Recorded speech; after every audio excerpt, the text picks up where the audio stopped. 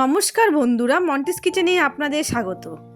আজকে বানিয়ে ফেললাম চিকেন কবিরাজি। আপনারা এই পদ্ধতিতে একবার বানিয়ে দেখতে পারেন। এখানে নিয়েছি বোনলেস চিকেন, ছুরির সাহায্যে একটু ফুটো করে নিলাম। এবার একটি মিক্সিং জারে দিয়ে দেবো পুদিনা পাতা, ধনে পাতা, আদা রসুন। এবার ভালো করে পেস্ট করে নেব। ব্যাস পেস্ট হয়ে গেছে। মাংসে দিয়ে দেবো পরিমাণ মতো নুন, লঙ্কার গুঁড়ো, মরিচ গুঁড়ো, 1 প্যাকেট চিকেন মশলা আর একটু পাতিলেবুর রস। এবার দিয়ে দেবো ধনে পাতা, পুদিনা পাতা পেস্ট। আধ ঘন্টা ঢেকে রেখে দেবো।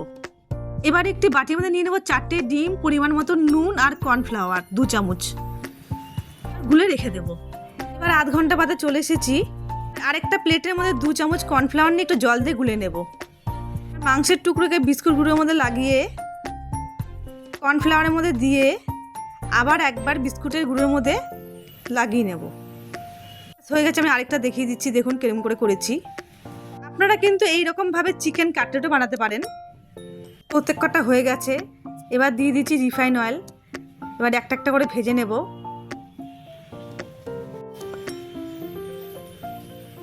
ব্যাস ভাজা হয়ে গেছে, এবার উঠিয়ে নেব।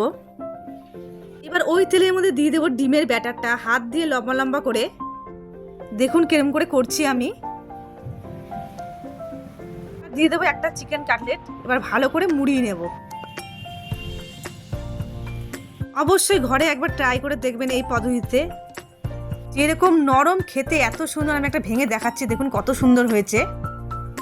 আমার এই রেসিপিটি ভালো লেগে থাকলে যারা ফেসবুক থেকে দেখছেন চ্যানেলটিকে ফলো করে দেবেন, যারা ইউটিউব থেকে দেখছেন চ্যানেলটিকে সাবস্ক্রাইব করে দেবেন। আর আপনারা ভালো থাকবেন, সুস্থ থাকবেন।